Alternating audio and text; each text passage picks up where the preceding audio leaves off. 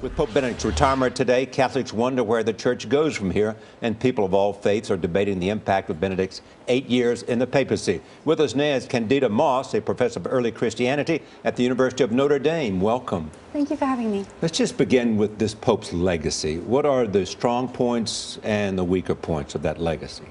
Well, Pope Benedict came in as a university professor, and we can really see the hallmarks of him as a theologian in many of his papal statements. He talked a lot about love and sort of conciliatory relationships with people.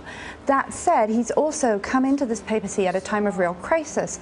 The church was dogged by scandal, and he's tried to bring about greater transparency, both with respect to these scandals and with the Vatican's finances. Do you believe he went far enough on that in terms of showing to Catholics around the world and others that the church understood the problem and the church was going to do something about it, and that it was a high priority for him? Right.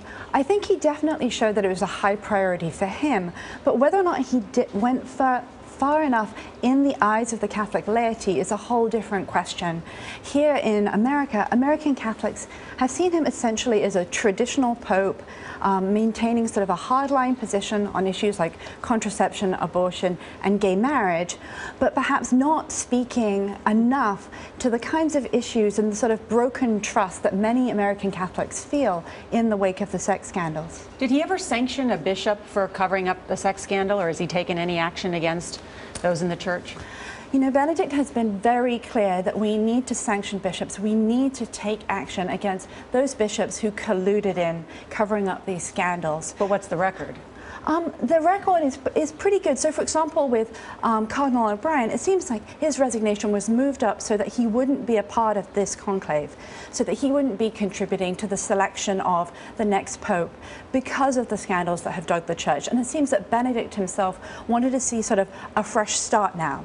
That said, many people feel that he could have gone further, particularly in reforming the Roman Curia and in bringing about greater transparency in the Vatican's dealings. Mm-hmm. What about the rumors that came out right at the time of his resignation? Did you give any credibility in those rumors about the kinds of things that might have been going on in Vatican City that he might have known about? Right. Well, you know, the whole of Benedict's reign has really been dogged by rumors, and it's sort of very sad that at the very conclusion of his reign, we've had more of these.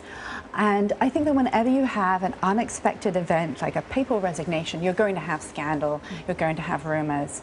I think what we have to say is that Benedict was always clear that he thought that a pope should retire when he got too old and too sick. He wrote that a couple of years ago. Yes, he did. So this isn't unexpected for Benedict. This isn't out of keeping with his character, and we shouldn't be too suspicious. Do we have any idea of the role that he might like to play, though, being that close to the next pope? Right. Well, I think it's interesting that he has chosen to go by the name of Emeritus Pope. He's chosen to remain within the Vatican City, and he will continue to wear white. Meaning to suggest what? Well, it doesn't suggest that he's going to completely bow out of the Vatican affairs. He's still going to be there to some extent, and he could have made it easier for the next pope. Yeah. Not a full retirement, I guess. You know, he's not going to disappear. Earlier. Yeah. Candida Moss, nice to see you. Thank you so much.